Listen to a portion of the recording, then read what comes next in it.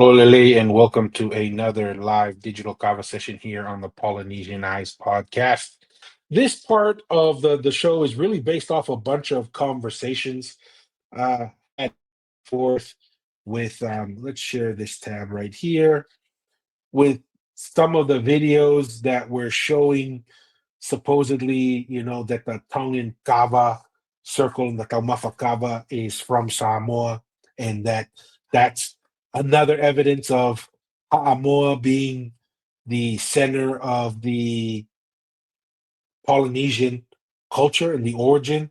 But that's something that, once again, it's this one layered analysis. Um, let's see another comment here. Legrand says, you've seen Charles Bowner on his other video toko of the origins of the Chihu.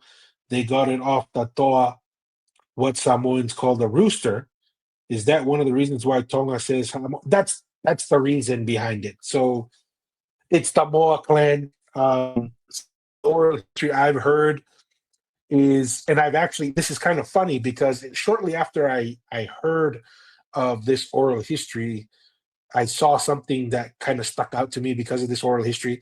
So there was a navigator, Moa, who went to Ha'amoa and resided there, and that became the name Why the Tongan family, that group went.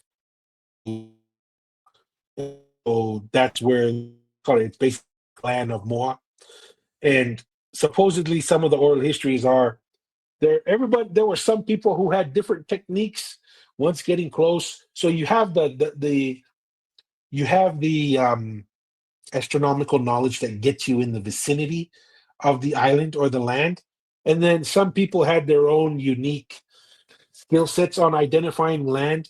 Some people it was, touching the water. Some people is watching the wild birds flying by and different skill sets.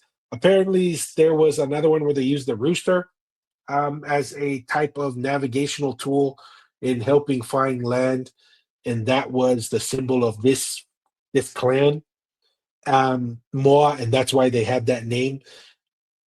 And that's why the Tongans call it Ha'amoa. We don't call it Samoa. It's Ha'amoa. That's where we believe the term Samoa comes from.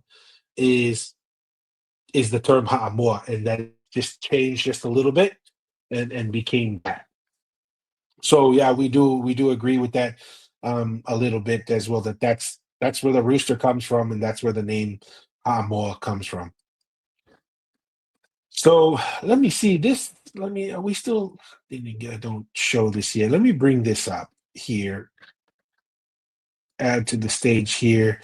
Can't see it quite well. Hopefully, let me see if I can maybe zoom in a little bit. Are we able? Oh no, that doesn't work. The zoom in is not going to work. Maybe command. Let's do the command. No, zoom's not going to work.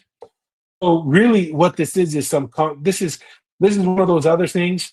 Just because someone wrote it down, these people call it quote unquote receipts, and they just go in here and say that's the reality, right? So it shows here the Samoan influence before Tonga was united under King George Tupou I in 1845. The Taumafakava ceremony took place only in the western side of the island of Tongatapu at Pangai. So right off the bat, we have some incorrect information here. The reason why they say this is because they say that's where the Tui Kanokupolu resided. The Tui Kanokupolu never had a Taumafakava. That's something that the Tui Kanokupolu never had. It was called Ilo Kava. So to say that that's something that happened on the west side of Tongatapu, that Taumafakava, that is absolutely incorrect. It was always a Ilo Kava, Taumafakava, or that type of Kava ceremony that we're going to walk throughout the rest of the show was reserved for the Tu'itonga.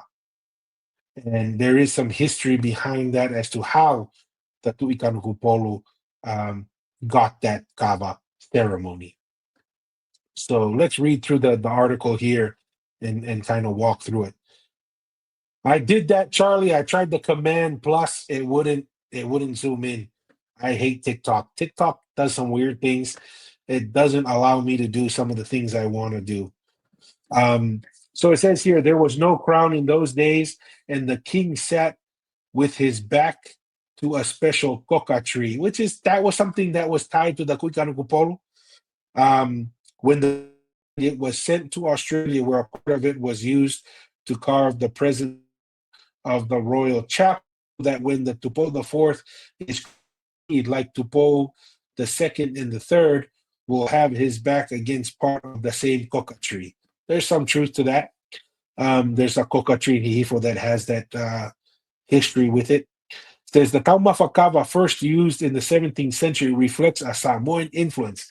Now, this is the thing that I find interesting, and this is the debate I had online with some of Samoana here, some other I don't know if I really want to call them influencers because really I call Charles Bowono an influencer because he actually shows his face in video.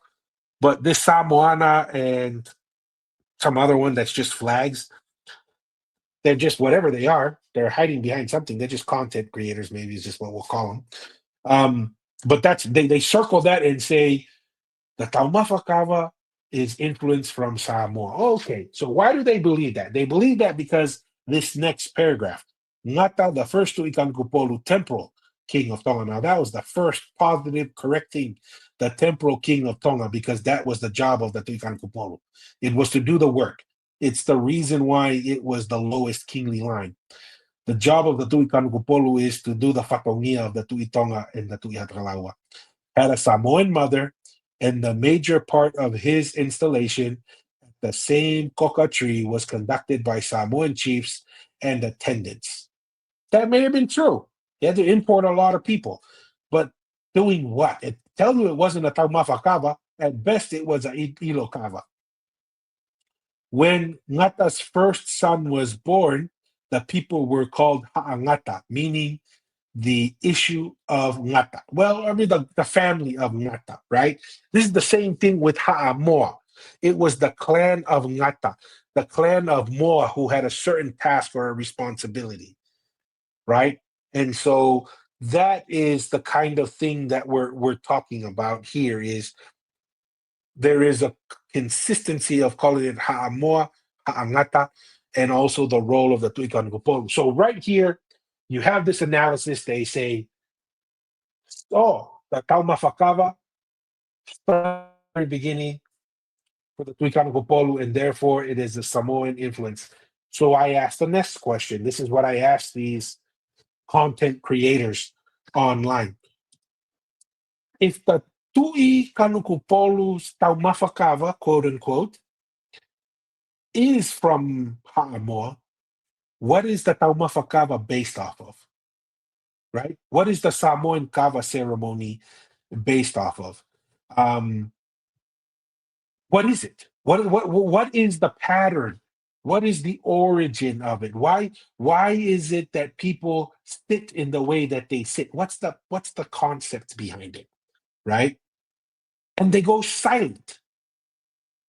They go silent because they don't even know. They just read this thing. I don't know who wrote this, right? Probably some PhD somewhere who or working on their PhD or their master's did the one line analysis as well. Oh, Tuikankupolu, Samoan. Oh, they practice Taumafakava right now. That must have been from the very beginning. Oh, and because Ngata brought people from Ha'amoa, that must be a Ha'amoa originated task or responsibility, right? That's that's why they think that, and they come to that conclusion. And I'm like, guys, like I said earlier, correlation does not mean cause and effect. Just because you saw A and B happened at the same time, that doesn't mean that A caused B. Just because you see there's a Taumafakava now, just because you know that the Tuikankupolu had a Samoan, the first Tuikankupolu had a Samoan mother, that doesn't mean that those things are cause and effect of each other. And they make those conclusions. I've invited these people to come and join us here on the podcast. Come. I got a full-time job. I got to take care of my family. I got other things I do. I can't be sitting there all day and texting you guys, right? Come and join us. You obviously really believe what you believe. I believe what I believe. Let's sit down and talk through it, right? If you're really interested in discussing these things and you really believe what you believe, come and join us on the podcast so we can talk this through. We don't even have to debate it. I'm not even saying we have to debate. I just want you to sit here and explain to us, explain to the people of Tonga why they originate from Ha'amoa. I want to hear that story. I want to understand that. I want to understand why you say Taumafakava is from Ha'amoa. Explain to me the history. Explain to me how the origin of the Taumafakava in Ha'amoa, what's the logic behind it, what's the pattern behind it, and what of those patterns we see in the Taumafakava. Okay? That's what I want to hear. If you can explain that to me, I maybe I'll have more respect for your position. But when you just sit here and do this Mickey Mouse analysis and then say, "Oh yeah, this is it, people. This is where it is." I have a couple comments here. We'll go through here. Says God loves you. Hey, good to see you. God loves you. He says, Malo Toko, you haven't lost me, bro. Although I haven't been commenting much, I still been watching, mostly not live, but I'm still with you, Tua. Malo Pito, 100%. Have some really exciting news, hopefully in the next couple of weeks here. God loves you, about an interesting development for the podcast as it continues to grow. So appreciate the support. Shogun says, if the Taumafakava was influenced from Ha'amoa, why is there no modern day evidence of it in any of their cultural practices today? They are scraping barrels for it. That's 100% Shogun. That's what I'm trying to understand, right? This is another. Here's another example. We'll continue on the theme here. I know I get distracted. We're doing the Uncle Donald, the weave. We're doing the weave here. This is why we talk about ruins, right? We hear how Ha'amoa was the center of the empire and all this. Well, why don't we see the ruins? Right? And we're told, oh, it's just because it was so old, so long ago. I don't know, man. They looked at the Ha'amoa. I said the Ha'amoa could be 50,000 years old by some people. How old are you? 100,000 years old? Huh? So that's something that I just, I don't understand. And yet they said, oh, you just cling to your ruins. Take that same idea and tell that to the Egyptians and the Mayans and the Incans and all the other civilizations that have great ruins, and tell them, oh, we're not going to believe you because your ruins don't mean anything. Please, that's not even close. Like, you see how silly that position is? These are the kind of the ideas that we're arguing with. It's kind of frustrating when you're typing these things. We got fat fingers of Polynesians. We're not built for these phones sometimes. And then you invite them because they are so dedicated and believe in what they believe. Invite them to come here to talk it through. All of a sudden, crickets, right? Can't find these people. Anyways, so that's the first video analysis that we did here. Here's another video. One of these, drive-by analysis here without really thinking things through. Let's share this. Share this tab. Let me double check it's showing up. Let's walk through this one as well. Here's another one by. Is this one also by Samoan, or is this one? Oh, this is the flag guy. Is this the flag guy? Who did this one? Oh, this is Samoan as well, right? The four papa titles are Tuya Ana. They each have this video installation of the Ava ceremony. Okay. So I think we got tagged on this saying this is, oh, I came across this one. One of the viewers may have tagged me. This is explaining the origins of, this is their effort to explain how the Taumafakava originated from Ha'amoa. Tui Atua sits directly opposite of the Tanoa or Ava bowl.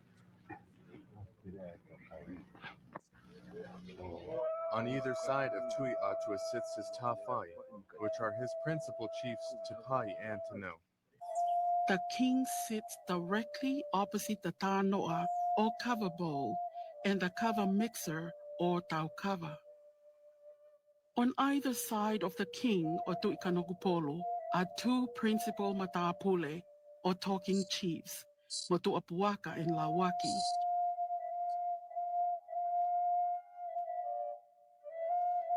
The space behind the tanoa is the Taua, where the people gather.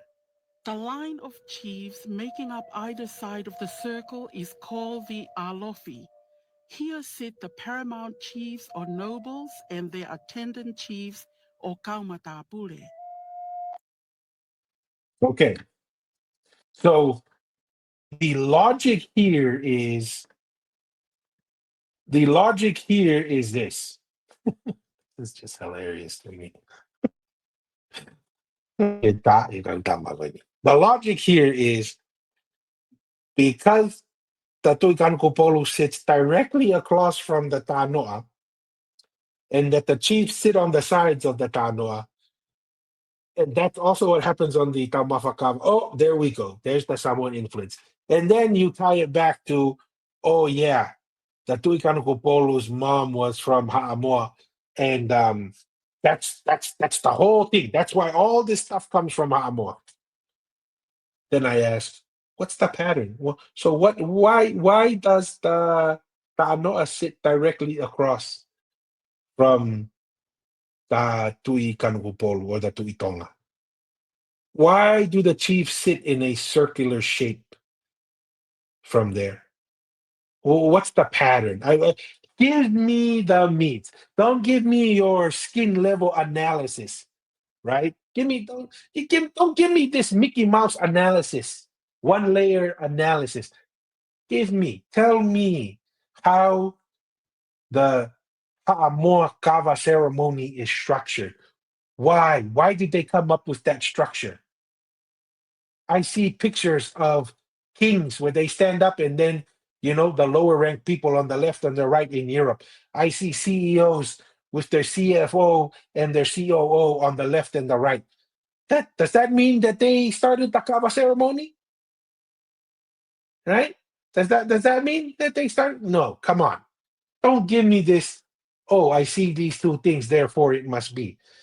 Give me a little bit more. This is the reason why when you tell me that the Tu'imanua is thousands of years old, and they go and do the excavation and the archaeological studies based off of your oral history, it's thousands of years old. They go and do the archaeological studies and they say, oh, it was around for 500 years.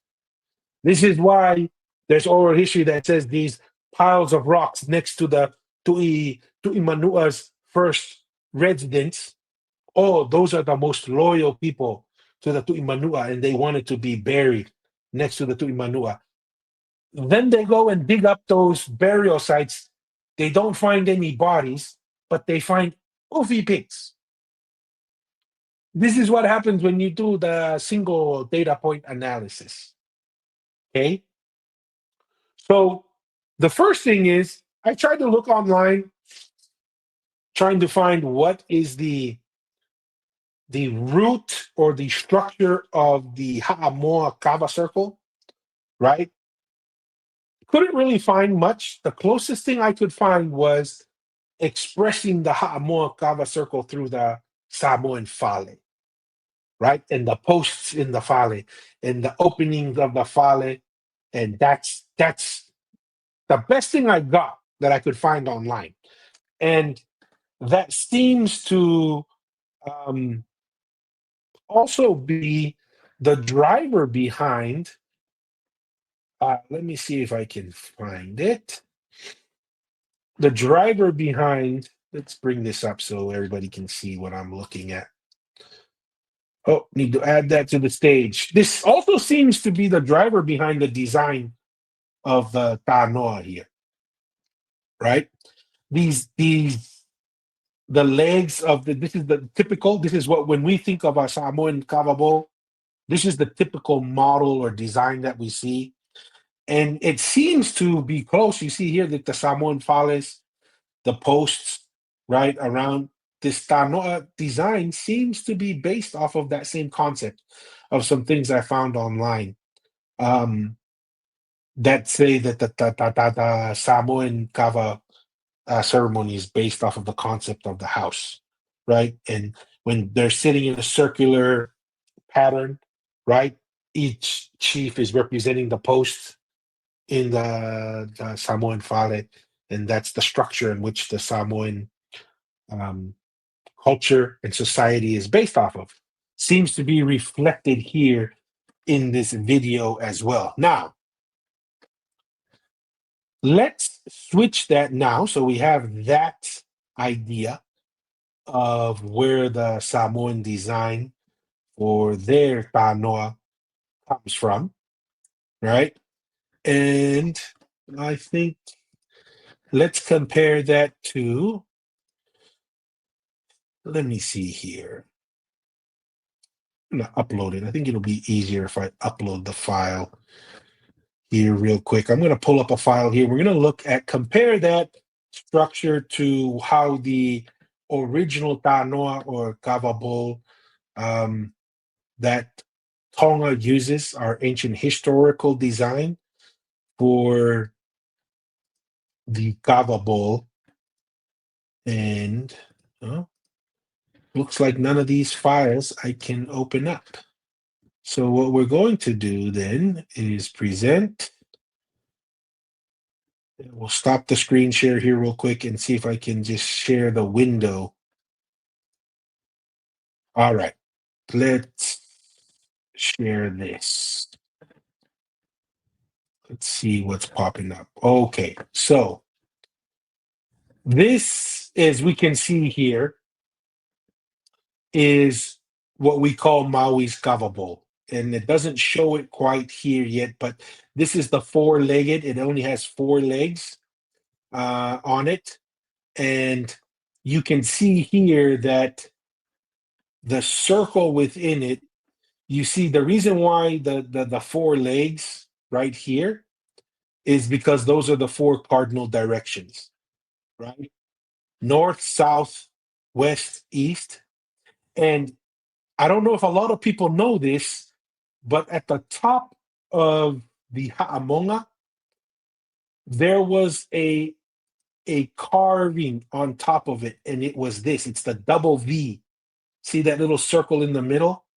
It's the double V, and that is directly representative of, obviously this east to west here. It's directly representative of the rising and setting of the sun at different times of the year. This double V is not just found on the Ha'amonga. You can find this double V in Egypt.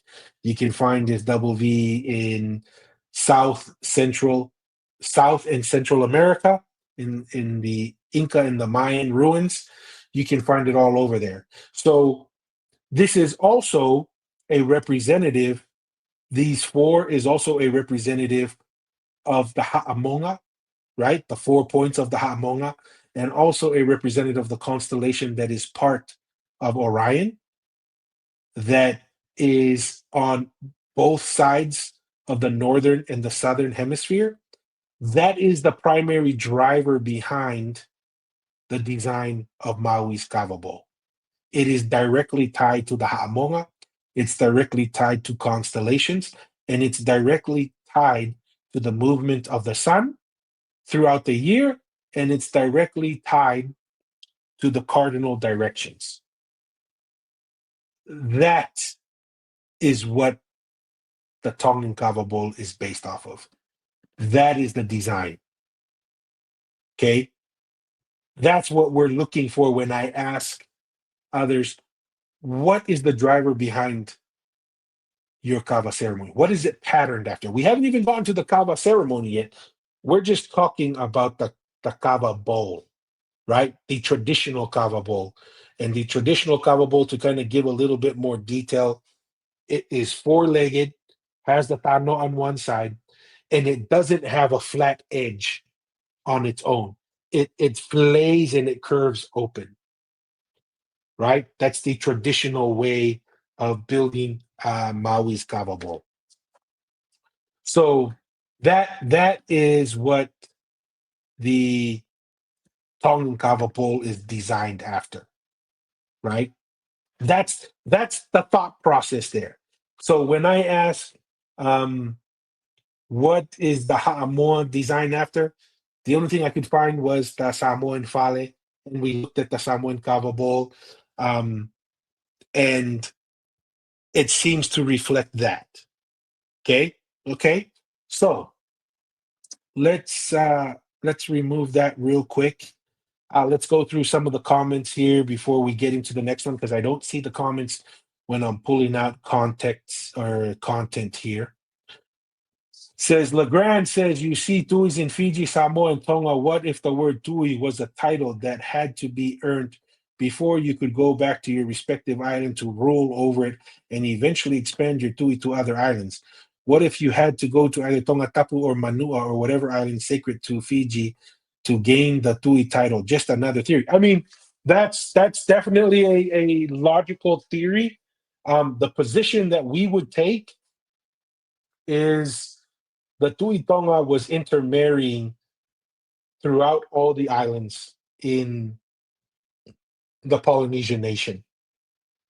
And the way the relationship and the leadership was structured was based off of family ties, which is not a uniquely Tongan concept. I mean, kings in Europe and throughout the world, family relations and power and influence was managed through many times through family ties. What was unique with the structure in Polynesia through the Tuitonga and Tangaloa, like this is a pattern that it wasn't developed with the Tuitonga alone. This was the pattern that was developed with Tangaloa, and actually Tangaloa may have been the one who declared the title Tui. Something similar to what you're speaking here, Legrand, where Tangaloa would marry with many women throughout the islands and through the practice of Tokatufa. Devita Fale on his thfale.com has an article that walked through this ancient practice where they would marry multiple women, have children, and those descendants would return to their islands of origin of their mother and would become the leaders slash representatives of Pangaloa in those islands. So one could make the position here that the Tui title could have come from Tangaloa. Some people say from the Tuitonga, but when we look at the story of Aho'etu was named Tuitonga, and that was the title given by Tangaloa. And I'm not saying that the Tuitonga didn't give that title later on, because the Tuitonga was the one who was the heir and continued the role and the responsibility of Tangaloa in Polynesia. But I'm kind of just trying to go back a little bit further to say who was the one that we have in oral history that declared the oldest and the first Tui title. From our perspective, the Tuitonga, and that was from Tangaloa. So maybe that's where the Tui title comes from, is from Tangaloa.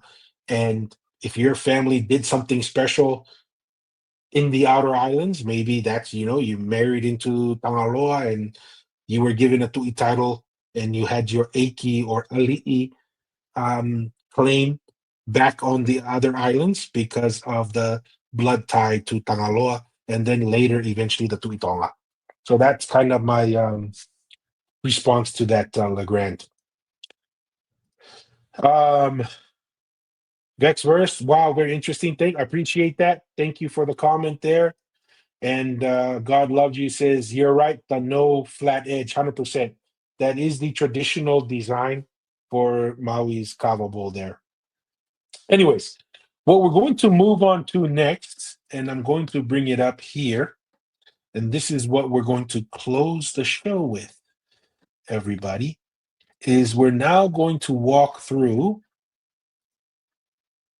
what the Tongan Taumafakava, which will kind of go, maybe before we get into the details of the layout there, we're going to talk about, before I'm going to open it up just so everybody can see, and then we're going to talk about, and we've covered this, but, we're going to continue to cover it and talk about it till the sky falls, I guess. But let's talk about this real quick. So there is an understanding that a lot of people don't have on the origins of the Taumafakava.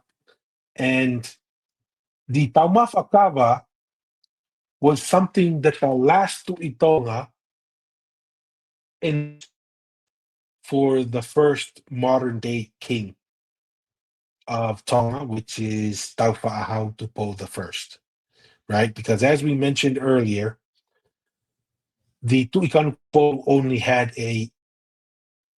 not a, and that is primarily because the sacred Kava ceremony was only for the Tu'itonga, because the Tu'itonga was the heir of Tangaloa that was installed by Tangaloa to replace the Tangaloa title.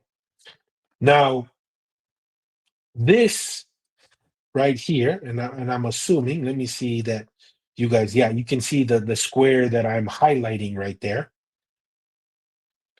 is the Furitaunga. So the Tu'itonga's Kava ceremony was called the Furitaunga. It wasn't a Taumafakava, it was called the Furitaunga. And the reason why it was called Furitaunga, according to Tevita Fares' work, and this is, once again, one of the maps and layouts of Tevita Fares, who is the founder of the Polynesian Eyes podcast right here. So this is obviously his work. The reason why it was called the Furitaunga, because you have to look up to see the heavens, right? You look up to see the heavens, and it's the constellations in the heavens and the movement of the bodies of the heavens that drove the structure of Tonga's ceremony, obviously instituted by Tangaloa himself, the founding fathers, one of the founding fathers of the Tongan/Polynesian nation, right? So it was instituted to replicate a pattern that the Tu'itonga was to follow and to base the society of his people on, right? And what was that pattern and what was that structure? Well, that pattern and structure is the heavens. That's why it's called the Furitaunga. It's the flipping of the heavens and representing what is heavenly on the earth, right? You can take this in a million different ways. That is bringing what's spiritual and implementing it in the temporal world, in the physical world. Bringing what's above, which is good, right? From Hikuleo, from God, from Jehovah, and replicating that good or that order, right? The heavens are a representation of order and structure. They follow rules and they know their place. Just like Charles Powono shared in Tonga, hierarchy or structure is very important because God is a God of order. The heavens represent that order. And that's what Tangaloa was instructed to do with the Polynesian nation. It was to instruct order, to don't just do whatever, however. No, there is a rhyme and a reason for what we do as a people, right? And that's what the Kava ceremony was structured after. That is something that you can build a civilization on. That's something you can build a structure for an empire to be on. Science, social structure, cultural practices. You can build a religious framework off of that. This is not something that you just say, hey, that's cool. No, this, in a sense, you could look at it as a constitution. you can look at this as a formal structure of law and order, right? Everyone has a place, everyone has a role. You take your role in life and you follow it. And your sacrifices within your role means something. It contributes to society. This is where that mamahi mea comes from. You learn your role so you can understand your role, so you can fulfill your role, because your role takes sacrifice. And we're not just talking about, oh, the chiefs and the matapures and stuff, they're the only ones sacrificing. It's even that Tuitonga has to sacrifice. The highest above all must sacrifice, meaning what? They must follow the order. They have a role and a responsibility. If the head doesn't have the dedication, doesn't have the discipline to follow the structure and the order, how can you expect the rest of the body to do so? So we're not talking about the Tuitonga or Tangaloa sitting around eating grapes, just doing whatever they want. No, they had to learn their role and their responsibility. They had to understand their responsibility to the people, acting as their leader, not only in the temporal sense, but in the physical, in the spiritual sense, right? So we have all this structure, this order that we have in front of us. Okay. Let's just look at some of those things. So Tevitafal has done all the work here, name. So why does let's start with this. This is where the Tuitonga would sit, right here, right?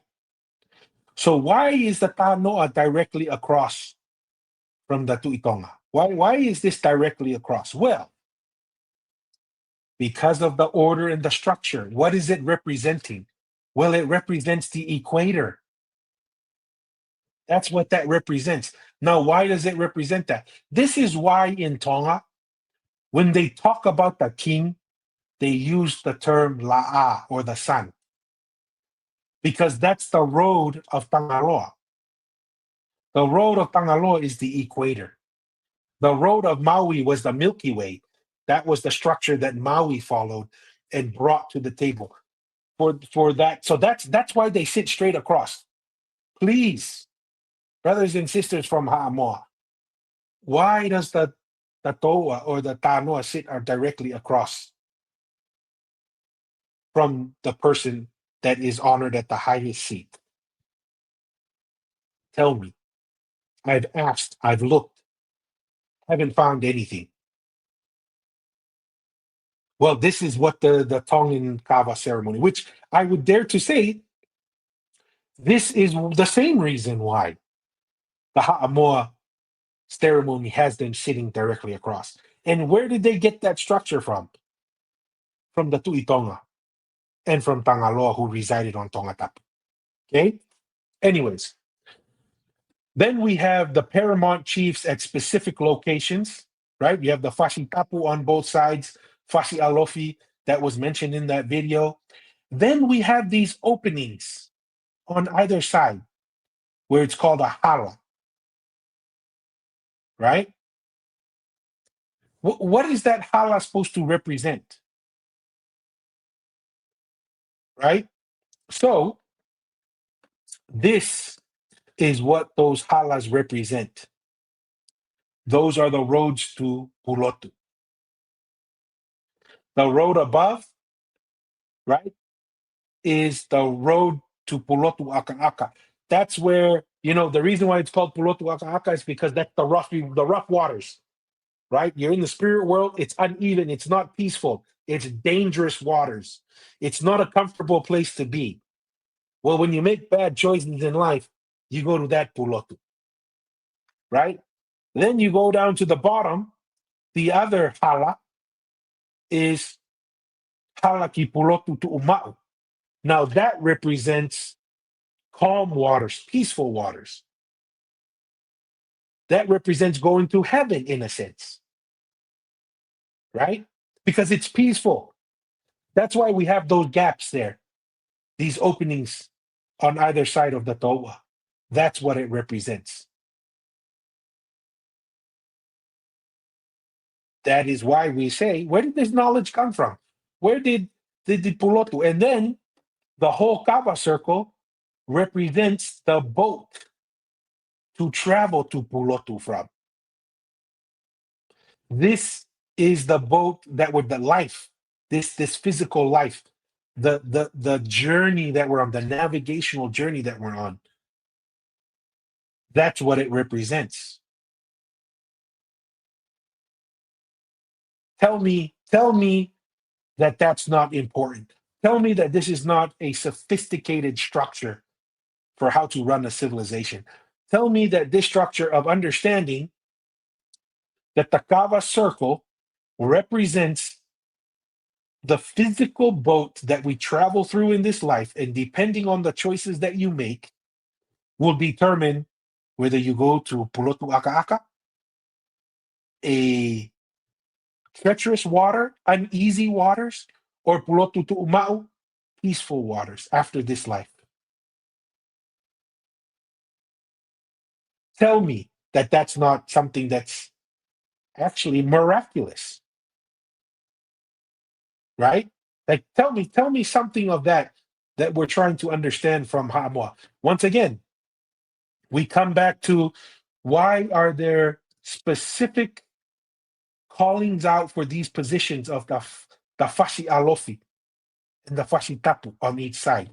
Well, it comes back to that double V that we saw also on Maui's Kava Bowl, because those also represent the equinoxes and the specific times of the year where the sun moves. This is why this double V was carved on top of the Ha'amoa. This is why those specific spots in the Fulitonga are called what they are. Right? Now we come back to another interesting thing. You see the double outrigger canoe design? That's also found in the Taumafakava structure. And it also is tied, right? The Tongyaki, right? That's the Tongan boats or canoes. It's also tied to the Ha'amonga in the sky, the astronomical constellation in the sky that covers the north and the southern hemisphere. That is one of the things that made our ancestors very unique, is the astronomical knowledge to navigate the northern hemisphere and the southern hemisphere. That, I don't think people appreciate how rare of a feat that is. Everybody up north, easy to navigate the north. You have a North Star, and if you understand the North Star, you can navigate the north. Not a problem. You know where that's a little more difficult? In the south. You don't have a constant star that points your cardinal directions for you. In the southern hemisphere, it's a more sophisticated knowledge. You have to have a thorough understanding of the movement of all the heavenly bodies. You have to have an understanding of which part of the year you're traveling through. That's why the Ha'amonga was built. It tracks the seasons, it tracks the movement of the sun, it tells you what time of the year it is. It tells you when's the best time to travel. It tells you when's the best time to plant your ufi. When is the best time to do certain things throughout the year. That is what the Tongan Kava ceremony is based off of.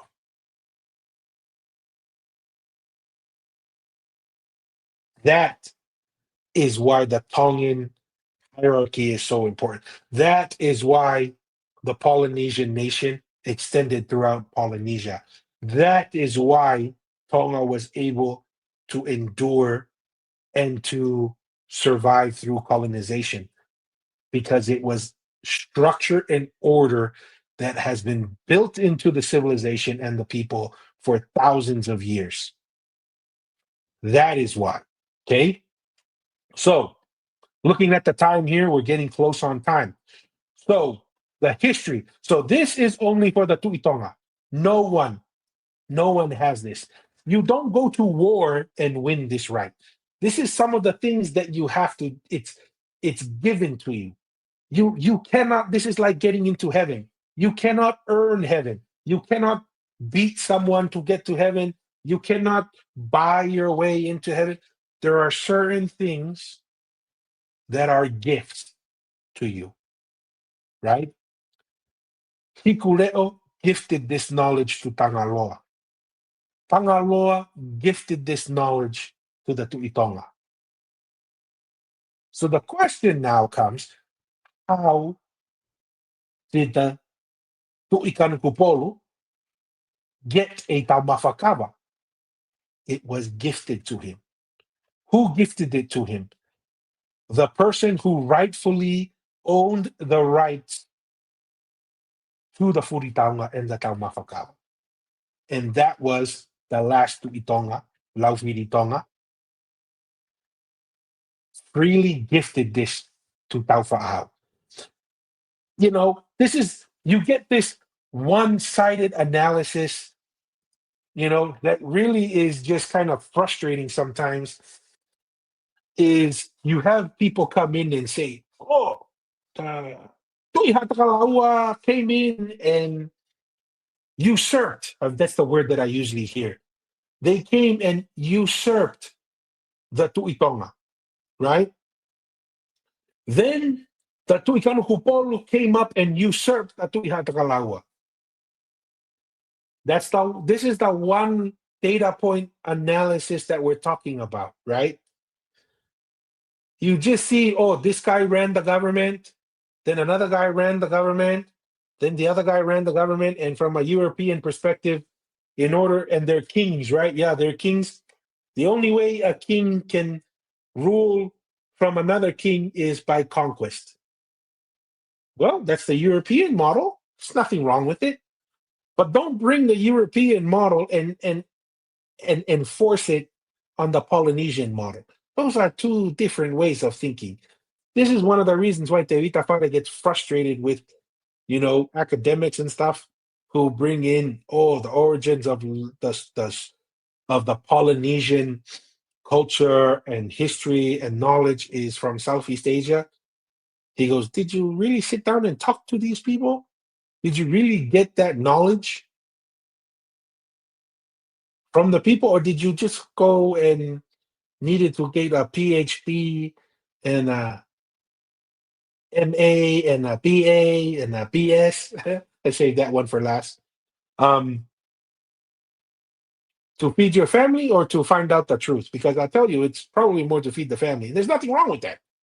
We understand that. Sometimes you got to do the dance, but know that it's a dance. Know that it's a dance and don't try to make that dance the reality. Okay? Anyways, coming back to the story then. How did we go from Furitaunga to Taumafakava, which is what we have today? So now we're going to talk about that. Let me, where is this? Let me see if I can find that window. There we go.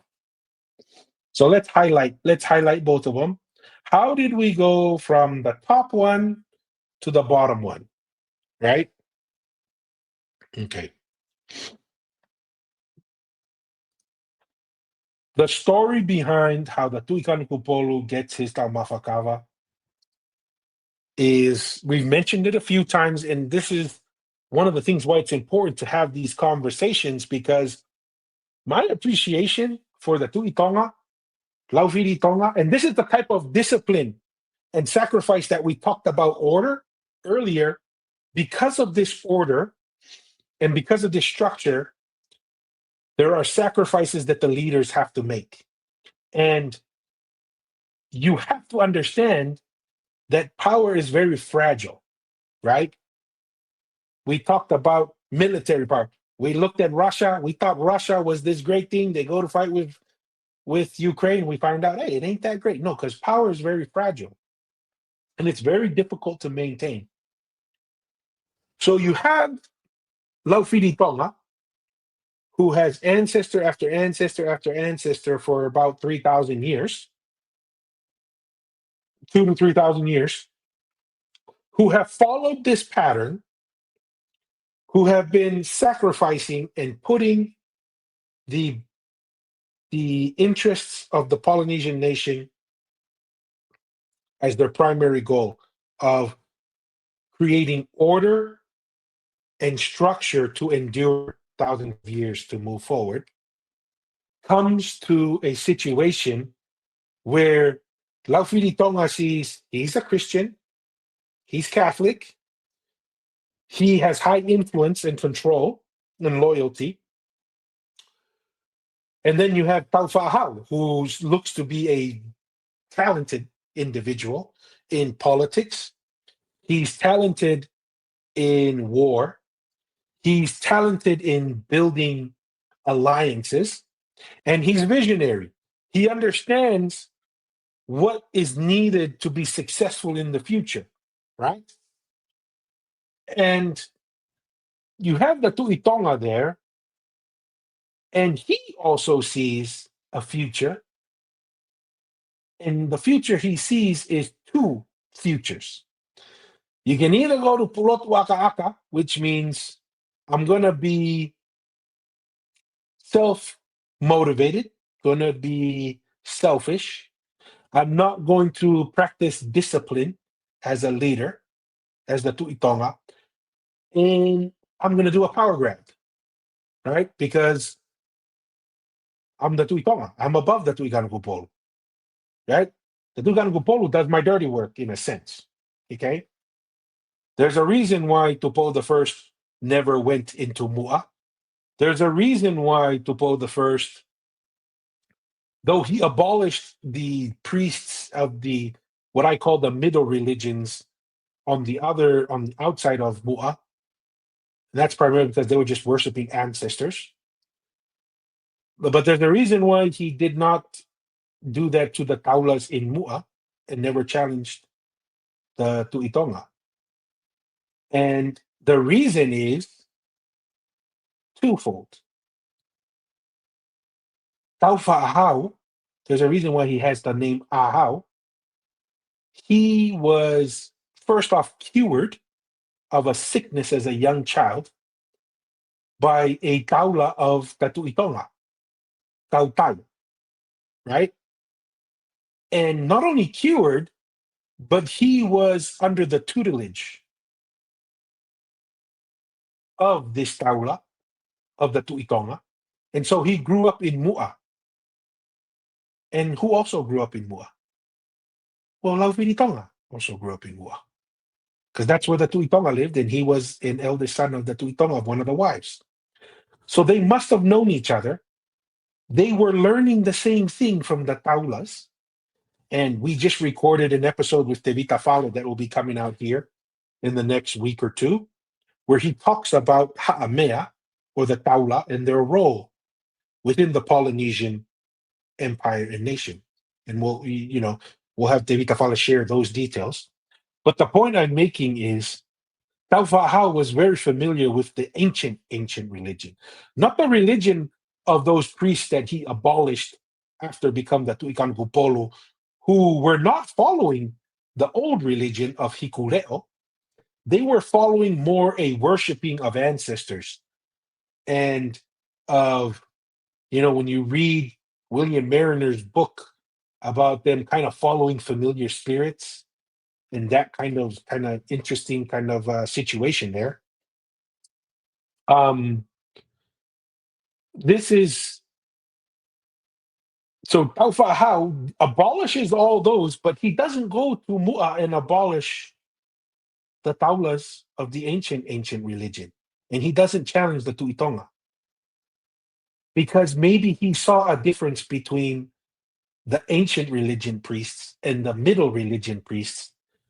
He saw the difference there, and maybe it was his understanding of the old religion that when Christianity came, what he learned from the Taula, Tautai, he saw a similarity with Hikuleo,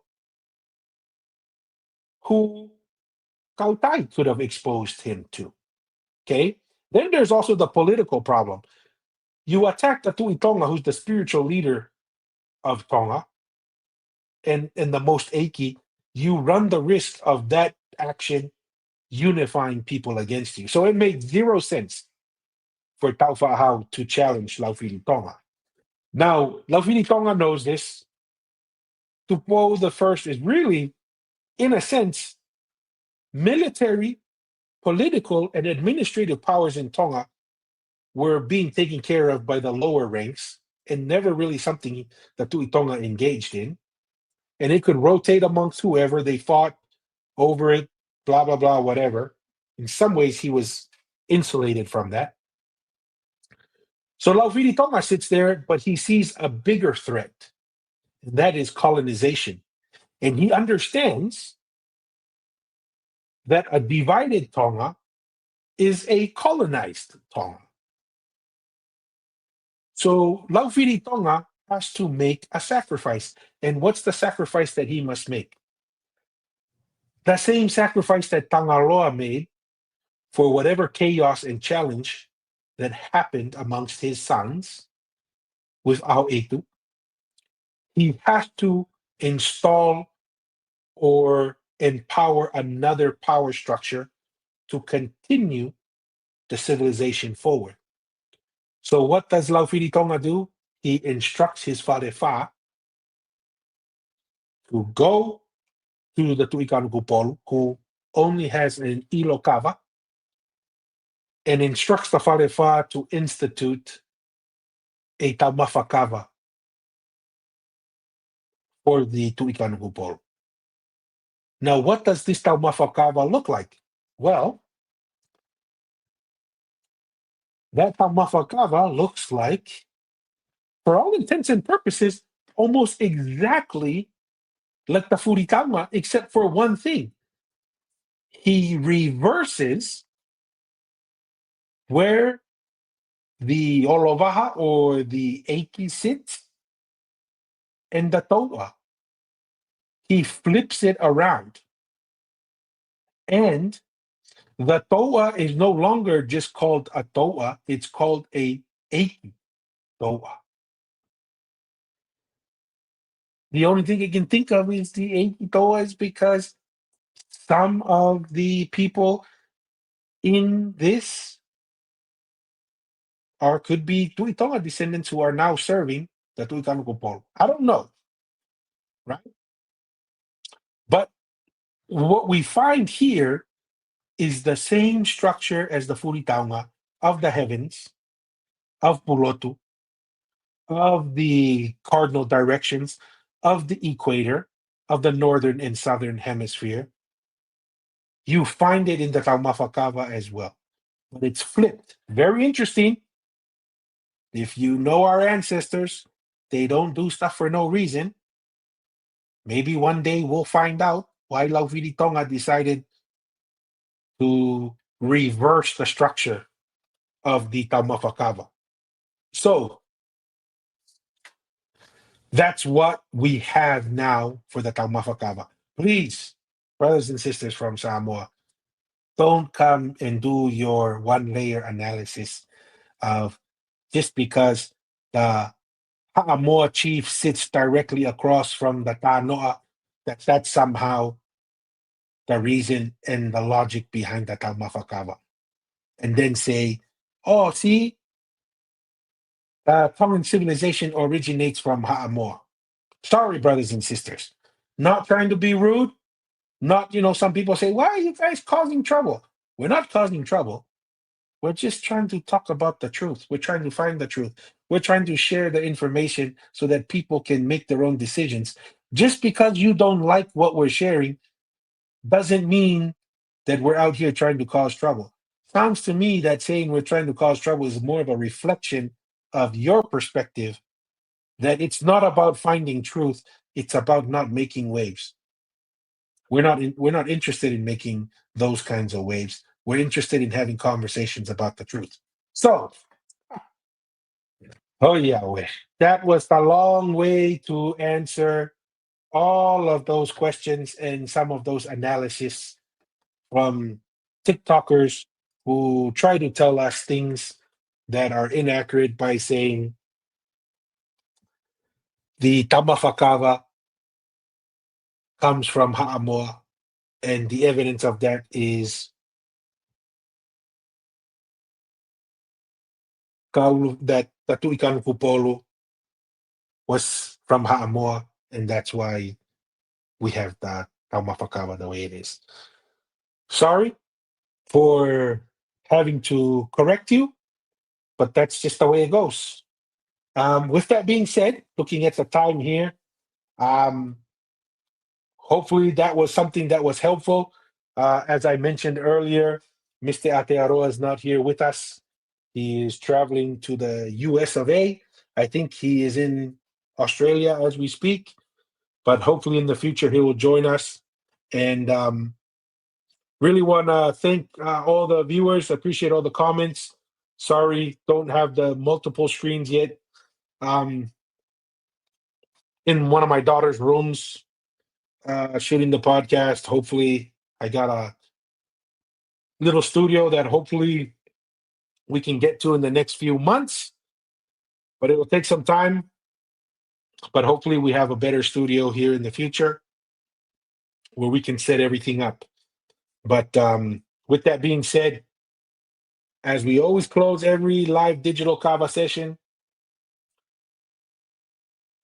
don't be afraid to ask the hard questions. Stay curious. And until next time, peace.